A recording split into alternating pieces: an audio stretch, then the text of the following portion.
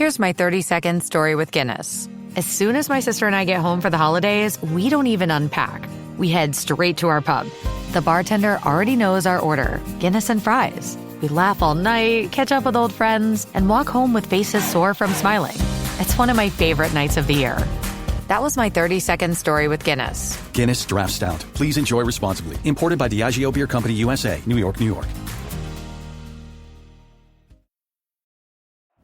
This episode is brought to you by McAfee. Finish your fantasy lineup? No, but I'm joining this paid group chat with insider info. Dude, seriously? Forward it to me. Security alert from McAfee. That group's as legit as that knockoff jersey you're wearing. McAfee's scam detector is available in all McAfee plans for as little as $39.99 for your first year. Learn more at McAfee.com/online protection. Oh, Hilton stay, your beds are soft and cozy. No lumpy couch, no stiff futon, no shower line at crack of dawn. Oh, Hilton stay, a holiday you're saving. When you want holiday comfort you can count on, it matters where you stay. This season, enjoy spacious, comfortable rooms and friendly service when you book with Hilton instead. Hilton for the stay. The McDonald's snack wrap is back. You brought it back. Ranch snack wrap. Spicy snack wrap. You broke the internet. For a snack. Snack wrap is back. Ba-da-ba-ba-ba. Hey, Fidelity. What's it cost to invest with the Fidelity app? Start with as little as $1 with no account fees or trade commissions on U.S. stocks and ETFs. That's music to my ears. I can only talk. Investing involves risk, including risk of loss. Zero account fees apply to retail brokerage accounts only. Sell order assessment fee not included. A limited number of ETFs are subject to a transaction-based service fee of $100. See full list at fidelity.com/commissions. Fidelity Brokerage Services, LLC, member NYSE, SIPC. Hello and welcome into the Birds of the Round Table for a Victory Tuesday edition of the podcast. I'm your host, Shane Haff. You can follow me on Twitter at ShaneHaffNFL. Joined by the crew, we've got Ryan Reese. Give him a follow on Twitter at Philly Sports PSA. Ryan, how you doing tonight? I'm certainly doing much better than I have been the last 3 weeks. I'll tell you that. It wasn't, it wasn't an ugly game. But you got to play who you play, and let's hope it's the start of a little momentum. Yeah, didn't I see somewhere that this was like the second shortest game in the Super Bowl era or something like that? It was the shortest game this century. Yeah. It was great. Yeah. It was nice for film watching when the backup offense is in for the whole fourth quarter and the defense only has 44 plays. It made film watching a quick experience, which is always nice this time of the year. But I also joined by David. Give him a follow on Twitter at David Neese PHL. David, how you doing? Doing wonderful. We get to preview a game where we have played our, backup from last year, and then we get to preview a game about to play a backup from 2 years ago. So kind of strange, but yeah, the Eagles are going to face backup quarterbacks in 3 of their final 4 games of the year, which is just really weird. It's like the anti-gauntlet from, was it 2023 where they had like that 6-game stretch that was just ridiculous opponents? This is like the anti-gauntlet, but not to put 2023 in the universe. That was not just, we'll edit that out. But let's dive into it here. You guys that are watching live, be sure and join in the comments if you want to interact with us. Sorry to miss you guys last week. I had something come up, and then Ryan and David were just like, we can't do this show without you. You're an integral part of the show. We wouldn't know what to do. And so that is exactly what happened too. Yeah. Well, that's it. We're back this week, though, and we're going to dive in and give our top takeaways from the Eagles' victory over the Raiders. We'll briefly preview the matchup with the Commanders, but let's go offensive takeaways first. Ryan, what was your top offensive takeaway in this one? That they actually looked like an NFL offense. It was a good mix of, I think they were building off of last week where the play calling was certainly better. I thought that continued this week. And, I don't know. I just thought it was a good mix, of utilizing, run, pass, Jalen himself. again. It looked like an offense. It looked like a stepping stone to some sort of offensive normalcy. Yeah. Yeah, it was nice. Yeah. We'll say it that way. David, what about you? What was your top offensive takeaway? That they started allowing Scott Leffler to call all the plays. No, I'm kidding. But it did look, a lot different. They used motion to get Devontae Smith loose. They utilized Jalen Hurts' legs, or Jalen Hurts utilized his legs, whichever way you want to believe. They had Goddard pulling on Jalen said runs, QB draws. The shovel pass was nice to welcome that back. They were under center runs, under center play action, RPOs. They got out the huddle a little faster. It was a continuation from the previous week that them using less hitch routes, few more crossers, a slant to A.J. Brown in this one, a touchdown pass to A.J. on a seam route, their usual few bags of vertical routes. And, beating the brakes off a bad opponent doesn't fix all their issues, but the score isn't really what stood out to me. It was the integration of all the new plays that they put into the scheme. They used their personnel more effectively. Maybe not Calcaterra, but they did have some creativity, nothing earth-shattering, but it was enough to keep defenses honest, and they executed way better than they've been doing. And if the offense keeps evolving and becomes just slightly above competent, they have a defense that can carry them far this postseason. And I think that's pretty much the story that you leave this game with.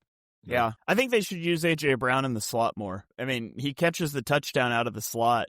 That was only his second snap in the slot in the game, and on the season he's been in the slot like 10% of his snaps. But if you talk about wanting to open up throwing over the middle of the field, like, you can use A.J. Brown on more than slant routes and hitches and go balls. And if they want to put him in the slot, I mean, he's clearly, to me at least, I think he's Jalen's favorite target. And so put him in the slot and have the ability to run those seam routes and, some skinny post routes, and you can run crossers out of the slot and some of those things. So I would like to see him do that. But overall, I just loved the commitment to getting under center. Under center, I was saying in Discord throughout the week that, like, I don't think you're going to get there this year, but next year, I want you to have 50% of your snaps under center. There's a lot of benefits of it. It's going to help you diversify the run game. It makes it easier to throw over the middle of the field, unlock some of those areas that, for whether it be a Jalen preference, whether it be just the risk aversion of the organization in general, whatever it is, they don't like to throw a lot. And it helps you unlock some of those areas, a lot of different things. And so they were under center quite a bit in this game, and I hope that continues. But it wasn't just, like, so often when they get under center and they run play action, the only concept they ever ran was Yankee, which is a post route from one side and the dig route from the other side.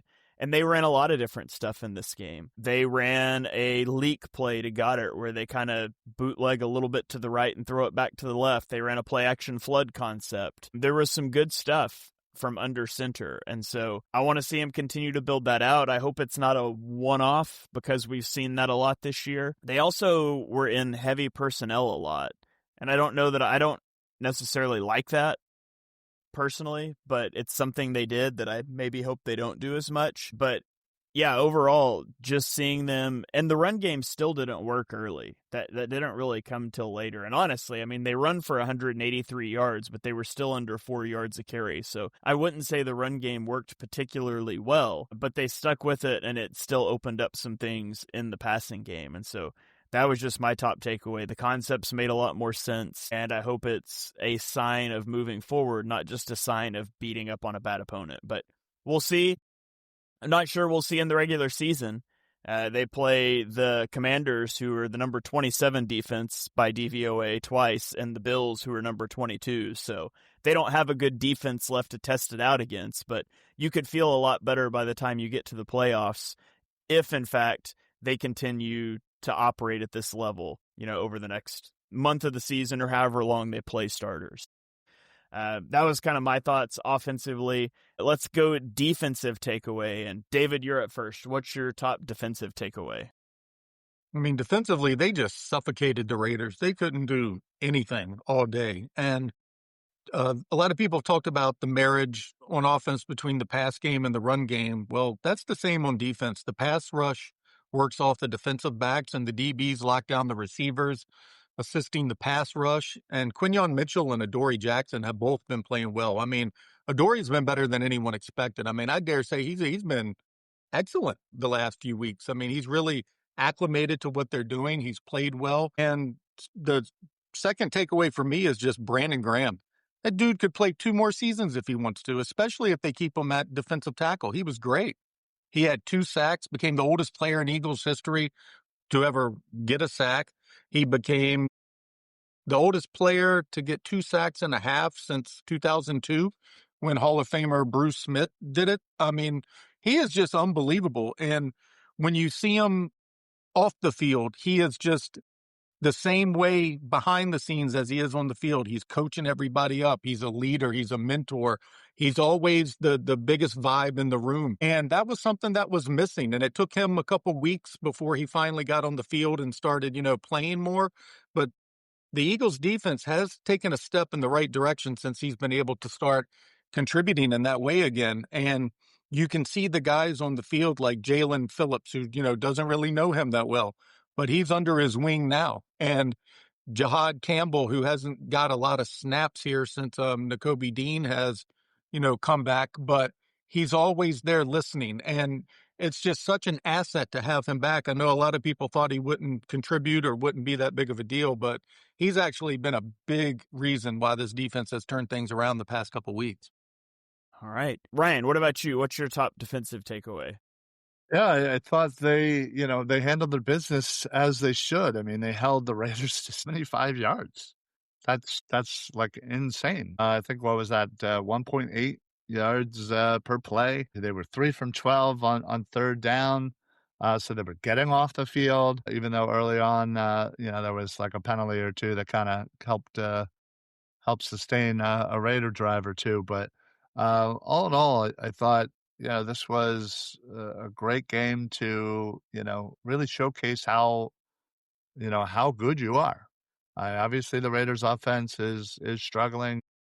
They traded away their best wide receiver. They're down to their backup quarterback. Their star rookie running back has kind of struggled. So I thought they handled their business as they should, and they went past history to do it. So it's good to see. Yeah. Always fun to see a shutout. Also fun to see your backup offense outgain the Raiders offense in one drive. So that's always fun.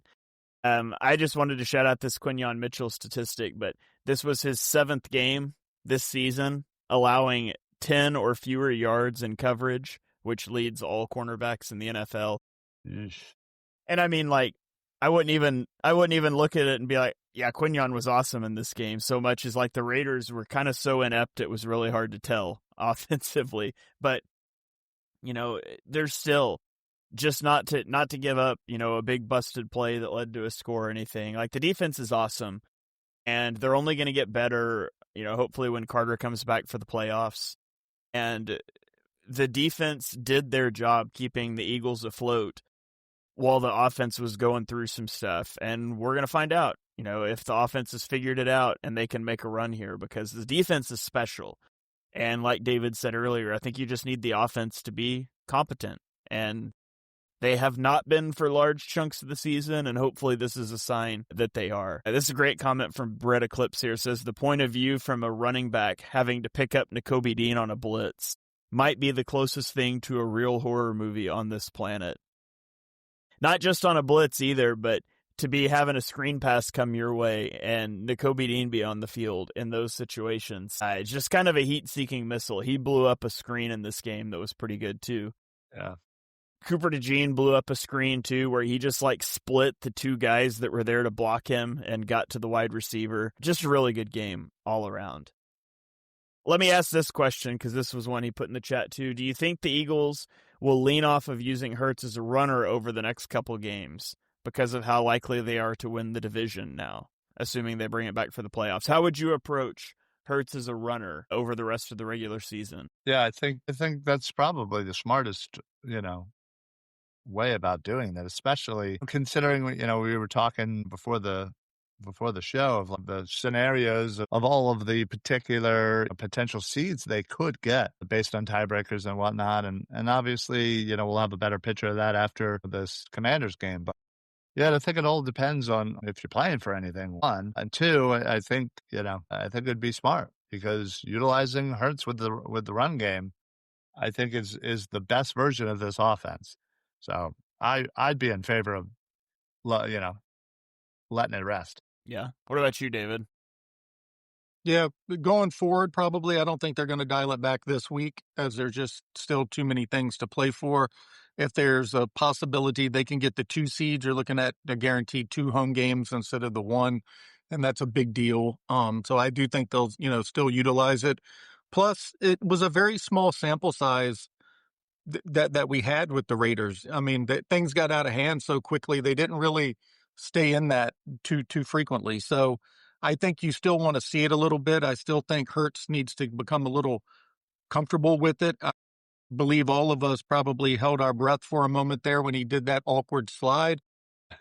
Just kind of shows, he's just not, right in his headspace there on how to get down. I mean, more than likely, he probably should have just took a hit than risk tearing up your knee or your ankle like that. But I do think they probably need to sprinkle it in a little bit, but if nothing can be won, we were trying to figure those scenarios pre-game show, and there's just no way to really do it at this point. But if there's nothing to play for after this week, yeah, you definitely dial it back. But for this week, I'd be surprised if they do. And you still want to build on what the offense has done the past 2 weeks, in my opinion, and still keep creating that. Yeah, I wouldn't use him much as a designed runner. Like if scrambles happen, that's fine. But I mean, we all know that empty runs are great. I'd continue to get an empty, just look to throw it a little more. But I would try to keep him out of harm's way as much as you can, considering it's highly unlikely to matter and affect seeding at this point. Right. However, I mean, the Eagles called a zone read up 24-0 at the end of the third quarter, so that was pretty stupid, and it almost got him hurt. So I don't know. Don't slide late, kids. Don't slide late. Far better to take a hit. Like, if you don't have 5 yards of runway to slide, don't slide. Just take contact. That one really scared me, but I don't know. We'll see what they do, I guess. Let's do player of the game picks, and then we will throw it forward to the next one. Ryan, I'll give you first shot here. Who's your player of the game? Man, I feel like there's a bunch of people that probably could. Honestly, I'll go with Jalen Hurts.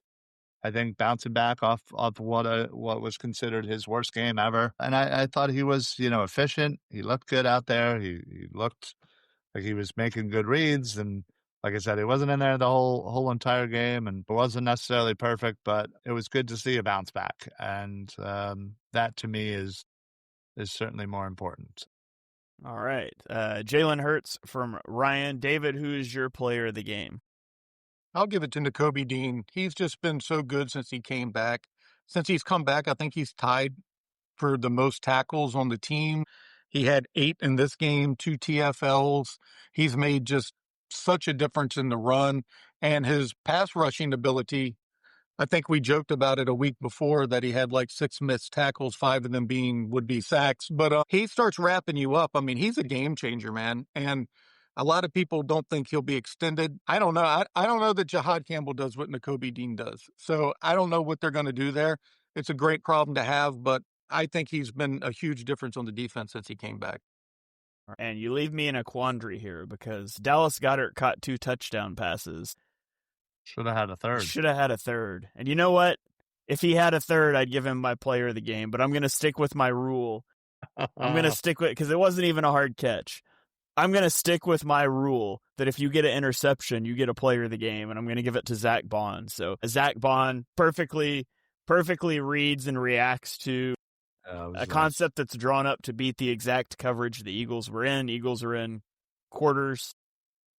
They've got a box check on, and the Raiders run a route that should beat that, and Bond just realized it and said, not on my watch, and intercepts that pass. So also, like, I don't know what Kenny Pickett was thinking because Zach Bond was all over it, but good play there by Zach Bond. That's going to give you player of the game for me. So there you have it. Any other thoughts you want to fire off before we turn the page to the Washington Commanders? just how we had 2 player of the games be linebackers and Ryan didn't pick either. Yeah. But, hey, what can Hey, you do? listen, just trying to spread the love. That is why I threw it to him first. I wanted to see which linebacker he would pick, and Well, then he didn't that's pick the one. thing. I feel like when you do that, I know that everybody assumes that I'm going linebacker, so I try to steer away from it, just to not get pigeonholed as the linebacker guy, even though I am the linebacker guy. But I don't know. Anyway, Where did you get that hat? I like that hat. I need one of those. pretty sure Fanatics. Okay, I'm gonna have to go look that one up later. It's been a little while, so I don't know if it's still around, but Okay. you never know.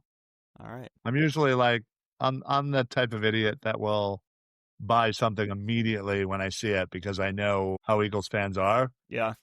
Like anytime there's a new shoe, I buy it immediately because I'm an idiot. Yeah. And because they'll sell out very quickly. Yeah. All right, well, let's go to the Eagles matchup with the Commanders, their opponent for 2 of the final 3 weeks of the season because the NFL still doesn't have a clue how to make a schedule. Hey, NFL, just ask ChatGPT to make your schedule. Maybe they can do a better job. But here we are talking about the first of 2 matchups with the Commanders over a 3-week period. Back-to-back short weeks here for the Eagles as they went Monday to Sunday. Now to Saturday. This game is Saturday at 5 o'clock. We'll go through our top matchups to watch on each side of the ball. We'll give our predictions. Let's start Eagles offense top matchup to watch, David. I'm going to just stick with the running game. I just think it's so integral. Tank is sick. Hopefully he's well by Saturday. They seemingly find a way to get you IV'd up. Fluids, he'll probably play. Saquon, I think he had 92 yards on 24 carries. Is that right? Which is I don't know what that is per carry. It was under 4. It was like 3.8. Yeah, like 3.5, something like that. But he still managed a high workload. And he got into the end zone. That was good to see. And I think everything's predicated off of that. I want to see more runs under center. Maybe Lane will be back. Maybe he won't. I don't know. But the O-line could use all the help they could get. But, yeah, I think everything is just predicated off the run game. Just a funny aside, when you watch the film, and I know you do, Shane, and you see the way Saquon runs with such purpose and vision and looking, and then you see Tank get the ball who runs like he just was running from a fire or something. It's just so funny, the different contrast and how they run, but it works so well together. And I just want to see them continue to build on that. And then, you can set up all of the play action off of that, which is an element that had been missing for the first 13, 14 weeks of the season. So that's what I'll be looking for as always. I just think the play of the O-line and their run game is just key to anything that they're going to have offensively moving forward, to any success that they'll be able to bring to this, to the team, and quit relying so frequently on the defense. And a 40-20 TOP help things out quite a bit as well. Yeah. All right. Ryan, Eagles offense top matchup to watch. What you got? I'm going to look at the Eagles pass game versus the Washington pass defense. I think they're ranked 26th in the league in pass defense. Yeah, again, I think we've seen some good things over the last couple of weeks. In the pass game, obviously looked really good last week. And I just kind of want to see a build on it. Dallas Goedert finally got involved today. Last game, AJ Brown looked really good. Devontae had a couple of nice catches. So all in all, it was a good game. And I just, again, want to see it continue again versus a bottom tier pass defense.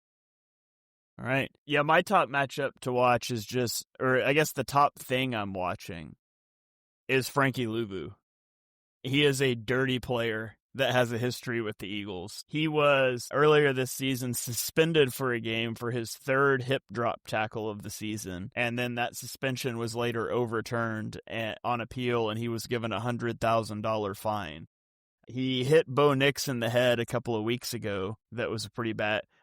He's just a dirty player, and I just want to get out of the game healthy and with no Frankie Luvu incidents. So, honestly, that's what I'm watching when the Eagles are on the field, is where is that dirtbag, and is he trying to injure one of the Eagles' offensive players? Because that's just the way that he plays. So, I cannot stand him at all. I cannot wait to watch this game and scream out loud, "Where is that dirtbag?" Yeah. Yeah. You know how they'll point out, so and so's the mic. They should just call out his number every time and be like, "It's the dirtbag." 54 is the dirtbag. Yeah. I'm here for it. Or whatever number he is now. Yeah. So, okay, let's go defense. Ryan, what's your top matchup to watch for the Eagles defense? It's going to be the pass rush. Obviously a couple of weeks back it kind of was non-existent and last week it was nice to get some pressure. Got 4 sacks. Brandon Graham looked great. Jalen Phillips looked great. I thought there was a lot of good pressure. And again, as we kind of continue towards the playoffs, these are the little things that I want to see kind of continue and not just kind of, go away or just kind of, we almost forget about it. Because we've had a couple of games like that. And, again, you can only play the teams that are in front of you. And, yeah, the Raiders are pretty bad, and Washington's pretty bad, especially without, Jaden Daniels. So let's continue. It's a team that's, slightly better than the Raiders. So let's continue to see the same amount of pressure. And just it doesn't matter who we're playing. Let's get after that quarterback. All right. So, yeah, pass rush. Also, I think it's still up in the air if Laramie Tunsil is going to play. He's tagged as questionable right now. So we'll see how that develops throughout the week, too. But, David, what about you? What's your top matchup to watch? Containing Marcus Mariota. The Eagles have shown just having trouble with mobile quarterbacks, not just this year, just in general. I believe last week, Mariota only completed 10 passes, but he also ran for 10 times for over 40 yards. The Eagles allow the second most rushing yards by a quarterback in the league, which, it's just a problem. So containing him will be a big deal, and also doing it for 4 quarters, because a lot of teams have, bottled him up. But Mariota showed in week 13, how dangerous he could be when you don't play 4 quarters. And he threw for like 160 yards and a touchdown in that 4th quarter in overtime. The production, was late in the game, but yet again, it was against one of the league's best defenses, too. It just shows you have to play a game for 4 quarters, and containing him is paramount because he can extend plays with his legs, and they just can't take any plays off with him because he can flip the field really quick. Yeah, to your point, in his last 3 starts, Mariota's rushed for 49, 55, and 43 yards on 4, 10, and 10 carries. Yeah, it's a good thing for them to work on headed into the playoffs because, I guess even if Jaden Daniels had played, you're going to have that mobile quarterback, but their final 3 games will be against mobile quarterbacks. That'll be something that they get a chance to test themselves on. For my matchup, I'm going to go with what Brett Eclipse already said here. It's Quinyon Mitchell versus Terry McLaurin. It's been a rough year for Terry McLaurin in some respect. Well, in every respect, I guess, the way it's just shaken out for them. Obviously, they're not where they wanted to be after an NFC Championship game appearance last year, and now they're a 4-win team in December, and lots of injuries, lots of regression that a lot of people, I think, kind of saw coming. But McLaurin hasn't had the best year so far. He's only got 409 receiving yards on the year. Is coming off of a good game, 69 yards and a touchdown against the Giants. But he's been banged up. He's missed time. I really want to see him and Quinyon Mitchell matched up against each other. Now, the Eagles have not traveled Quinyon Mitchell, and I don't think they're going to start now. They're going to keep Quinyon on the short side of the field, but when he's lined up across from Terry McLaurin, I can't wait to just watch that battle because Quinyon Mitchell's so much fun to watch in those situations. So that's what I'm going to be watching for. All right, let's get into our score predictions, player of the game predictions. David, I'll give it to you first. What's your score prediction and who are you calling for player of the game?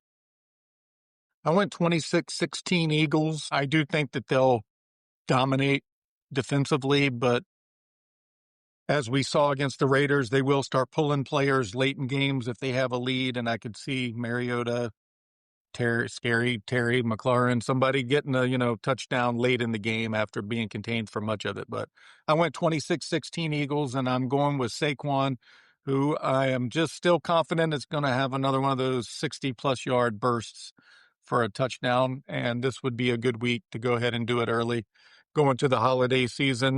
healthy and well and building upon that running game. All right. Ryan, what about you? Yeah, I'm going to go with 27-13. I think Jalen Hurts is going to come out, look even better, throw the ball a bunch to AJ and Smitty, and then hopefully we can just rely on that run game to milk the clock. All right. Who's your player of the game? Hurts. Hurts. Sorry. Okay. You implied it. I was just making sure that's where you were going. Sorry, my brain just froze. I was like, what was the question? Ryan just looked like Kevin Patullo suddenly realizing he has to call another play, and he only has 40 seconds to do so. Well, hey, at least I didn't wait till 5 seconds left to get it to you. Yeah, that's true. Although maybe if Hurts had a microphone in his helmet and he could be like, hey, Kevin, what are we doing here? But it's just a speaker, so he can't. So, right. You get a benefit. Nice to have a little talk back. It always makes me think of, I think it's Stafford, where McVay is like giving him a play call. Have you seen this video? I think it was from a couple years ago. And he's like, I got it. He's like, oh my gosh. And he's like talking to the guys in the huddle. He's like, he's still going. He's like, please stop. And then he looks at the sideline and he throws his hands up and he's like, I've got it. Have you guys seen that video? I have. Yeah. I love that video. Yeah. Anyways, I'm going to go 28-10 Eagles. I think, they're going to give up a Mariota scramble. They might give up a McLaurin deep ball or something like that. But I think they will win this game not as easily as they beat the Raiders, because the Commanders are a better team. They're a much better coached team. And it's a divisional game and stuff can happen there, especially when you're on the road. So I'll say 28-10, and I will go player of the game. I'm going to give it to Dallas Goedert. Maybe we just keep throwing him shovel passes in the red zone. I got to tell you, I love that. It's an interesting strategy. You get your tight end in a contract year, and you're like, hey, what if we just shovel you like 12 touchdowns this season? So, yeah, I'll go 28-10 and Dallas Goedert for my player of the game. Brett Eclipse was asking about if we were going to ever bring back an over-under segment of the show, and I ran out of time to message because I had to start talking here. I think he's asking about not the big show we do in the preseason, but last year we did over-under picks. I do kind of remember that now. Yeah, Dibes did all that. Yeah, Dibes. Oh, doing that. Oh, we did that per game? Yeah. We had like 5 prop bets for the week. I totally forgot that. Yeah. So I do remember doing them. Oh, man. All right, listen. If you want them, if the people are clamoring for it, we should do it. Yeah. So we're always open to stuff like that. So maybe we can bring that back. Or maybe we could just force Dibes out of retirement just to do that. Make him send it out to us. Make Dibes set the lines for us and send them to us. Just do the lines. But yeah, so that's something we can definitely look into bringing back. All right. Anything else Ryan? Anything else you want to shout out about this matchup? Anything you're watching for? Witness the colossal boxing showdown nobody expected, live on Netflix. International superstar Jake Paul, the sport's most watched fighter, takes on Britain's 2-time unified heavyweight world champion and Olympic gold medalist, Anthony A.J. Joshua, in the most dangerous and defining matchup of their careers. This is Judgment Day. Watch Jake Paul versus Anthony Joshua, Friday, December 19th at 8 p.m. Eastern, 5 p.m. Pacific Standard Time, live on Netflix. When the holidays start to feel a bit repetitive, reach for a Sprite Winter Spiced Cranberry and put your twist on tradition. A bold cranberry and winter spice flavor fusion, Sprite Winter Spiced Cranberry is a refreshing way to shake things up this sipping season. And only for a limited time. Sprite. Obey your thirst.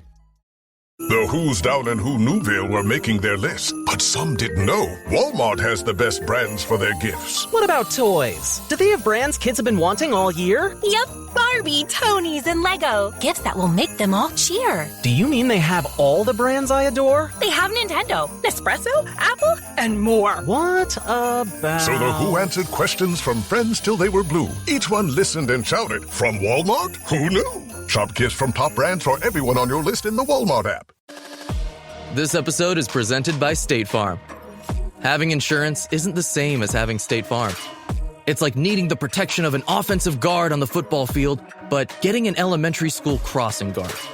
Sure, they're both guards, but you can only trust one to keep your quarterback safe when the game is on the line. So don't settle for just any insurance when there's State Farm. Like a good neighbor, State Farm is there. Does it ever feel like you're a marketing professional just speaking into the void? But with LinkedIn ads, you can know you're reaching the right decision makers, a network of 130 million of them, in fact. You can even target buyers by job title, industry, company, seniority, skills, and did I say job title? See how you can avoid the void and reach the right buyers with LinkedIn ads. Spend $250 on your first campaign and get a free $250 credit for the next one. Get started at linkedin.com/campaign. Terms and conditions apply. Again, I just, as easily as they handled the Raiders, I would like similar control. Again, I'm not assuming that they're going to beat them 31-0 or whatever. But like I said, I want it to be a comfortable, rolled victory where we're not sweating and having a heart attack and yelling at the TV and, screaming out, "Where's that dirt bag?" or whatever we're going to be doing. So. Let's have a nice chill, because I gotta tell you, I did my fair share of just that was the chillest watch of an Eagles game I've ever had in my life. I just sat back. I was just like, this is awesome. It was a weird watching experience for me because I didn't get to watch it live, and I got home so late that the kids wanted to watch it, and it's like, we only have time to watch the condensed version before you need to go to bed. So I had to watch the condensed version, which I don't like doing that. I do that a lot for like other games for Chalk Talk that I didn't get to catch live, but I don't like to do it for Eagles games because it's just so like choppy. You lose the flow of the game, I feel like. That's how I watched the game, which was weird. I didn't like it, but it's just what we had to do this week. I'm looking forward to watching a normal game on Saturday for sure. Had a comment here from Ryan. Right here. A different Ryan. Says the Eagles are a playoff team because all the other teams suck. So they make the playoffs, but not because they're good, but because all the other teams in the NFC and the division suck. Do they win it all? No. They have amazing talent, but it's going to waste. I'll just say, I think the three best teams in the NFL are in the NFC. The NFC is much more of a complete conference this year than the AFC is. I mean, you got the Rams, the Seahawks, the Bears, the 49ers, the Packers, and the Eagles, I think, are all really good teams. And I think the Lions are still a decent team. So the NFC, now, the NFC East isn't necessarily good, but I think the cream of the crop in the NFL right now is in the NFC. And I've been saying the talent on the offense was going to the waste all season, and hopefully they'll turn that around. But the Eagles aren't just going to the playoffs because other teams suck. The NFL loaded this year, in my opinion. So, Brett Eclipse also wanted to know, last second hypothetical, if we blow out Washington and the 3 seed is locked up after this week, do you sit starters against Buffalo? David, how would you approach that? No, I'd play them. Against Buffalo, you got to go. It's just too many weeks of not playing, in my opinion. And the Eagles, back to the previous one, I mean, they beat the Rams, the Packers, the Lions. They pretty much beat, everybody but the Bears that you mentioned that they faced. And to me, that was more an anomaly than, the way they really are built. But yeah, I would definitely play the starters against the Bills, unless there's some mitigating factor not to, like a sleet storm or just something crazy that, just could put players in harm's way. But other than something crazy, yeah, I think they need the work. Yeah. Yeah, it gets tough. Like, I'm all for protecting starters, but I don't think you want to sit starters for 2 weeks going into a playoff game. So I'm going to play the starters. If the 3 seed is locked, I'm going to play the starters, but I might look at pulling either a Dickerson or a Juergens that I think is hurt and playing Toth instead. And I'm not calling run plays for Jalen. Right. And I'm not bringing Jalen Carter back. But I would like for Lane Johnson to get a game of snaps in. So, I mean, I'd probably, if he's ready, I would bring him back, but then I would sit him down for that Week 18 game too. So I just think, Week 18, you rest guys if it doesn't impact seeding. The only potential thing there is if you've like got the 1 seed on ice, I would probably play my starters just a little bit.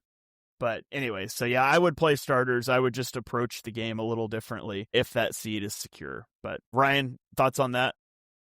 Yeah, no, I'm kind of there with you. Yeah, I think again, I think we'll know a lot more after this Commanders game, whether or not we're going to even have the ability to sit somebody. What seeds might be available for us. If we win, obviously, we clinch the division. Will we? I don't think we'll be able to get into the 4th spot. So 3rd, I think, is ultimately going to be the worst that we can be. But can we get to the 2? Can we get to the 1? Because right now we hold the tiebreaker over the 1, which is the Rams. But if they lose, then Seattle becomes the 1. So it's a very confusing, multi-scenario laden puzzle that we're going to have to figure out. But we'll take it as it comes. But yeah, no need to get anybody hurt. Yeah. All right. Well, that is going to about do it. Krabby says that we need to hire Brett Eclipse as a co-host. He basically is the shotgun co-host for this show and Chalk Talk. He's always in the chat for those. So he has, and all the rest of you as well. Let him set the line. There you go. Let him submit them early in the day. Yeah. There you go. Brett Eclipse, send us some lines for next week. Send us like 5 over-unders, and we'll go over them on the show.